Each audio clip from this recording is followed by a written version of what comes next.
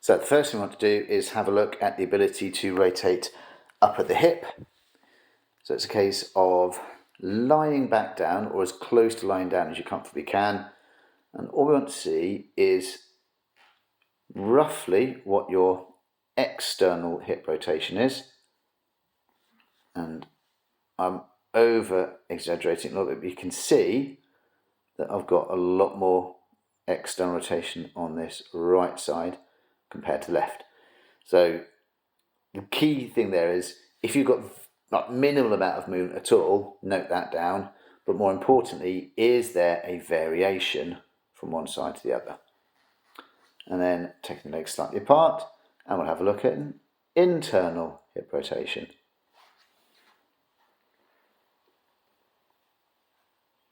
And again, we're just looking to see, is that even? The other thing you can notice is there any sort of discomfort. So as I'm doing that, although it looks even, that's feeling very tight up toward the top of my right hip. So we've got external and internal hip rotation. So that's to give us our first gauge on, when we do the work down on the ankle, does it have an impact higher up? Second one, if I can get this to balance correctly, we're looking at the knee bend.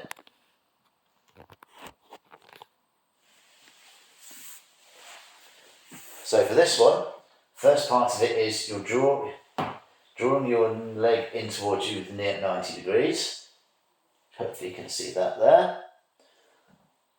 And what we're looking for, if I move down a bit further, definitely in the screen, is can we actually, first of all, get the leg up to 90 degrees here? So does that feel like it's very tight in the hip, for example?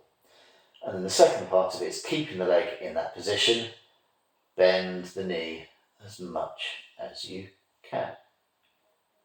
So looking for that, getting a vague measure as to whether it's easy, just by reaching, you can feel, is there much of a gap? And again, we can compare that to the other side, so you should be able to see there is definitely a larger gap on the left hand side compared to the right on mine. So we've got legs straight, internal external rotation, hips 90 degrees, knee bent, and then trying to bend that knee as much as you can. So I'd be expecting that to be much more limited on your left, based on what we were saying. And then a reminder of what we spoke about more specifically on the ankle. So we have the knee bent to roughly 90 degrees. So you will get a more obvious limitation on one side compared to the other now, because it'd be sat on the floor with the foot flat. So first part of it is, can you even get the foot flat? Some people can't, that's fine if you can't. And again, we're looking for internal and external rotation, and where's that, which one's limited. And then also with the toes pulled up as much as you can. We're looking for that internal and external rotation. So on all of those, noting down anything that feels particularly uncomfortable and where the variations are. So which side is more limited in its movement.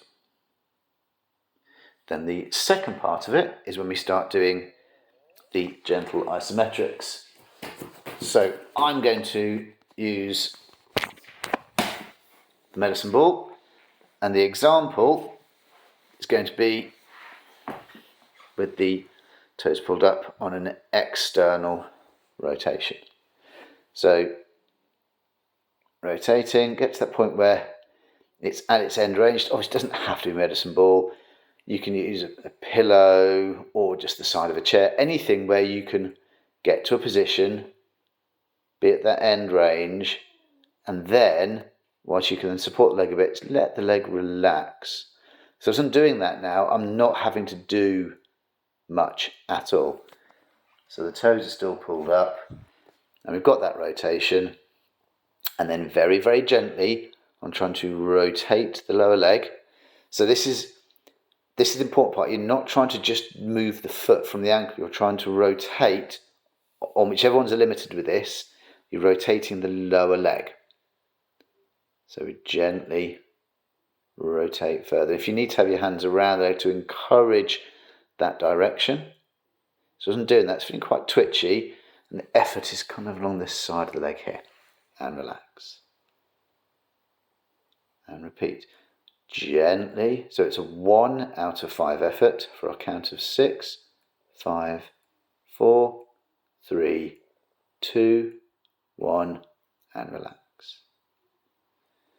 And we'll repeat that. 6, 5, 4, 3, 2, 1. Repeating that a total of 6 times. So, I'll explain that bit again because I realised I didn't make that completely clear. You're looking for that range of motion variation.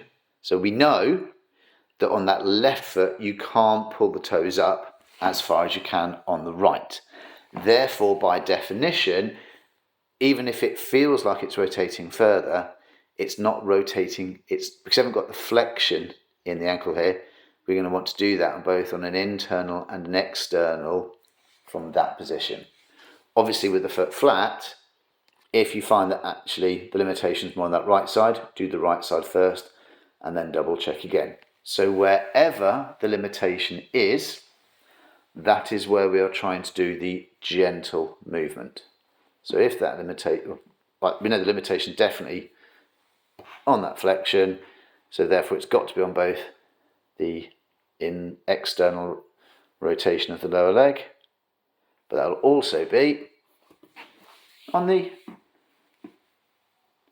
internal.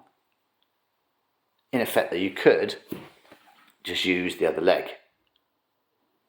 So that way I'm still able to rest and can gently internally rotate that a little bit further.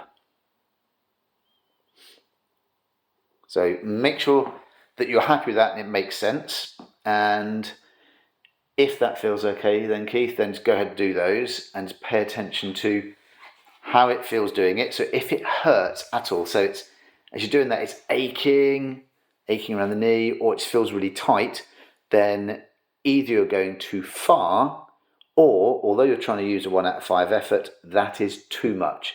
It has to be comfortable. If we're feeling discomfort somewhere, your brain focuses on the discomfort and not on the ability to do that gentle isometric contraction. So the notes you're making are on where the variation is, and then once you've done the 6 times 6 seconds gentle isometric contractions, does that then change a range of motion somewhere as well?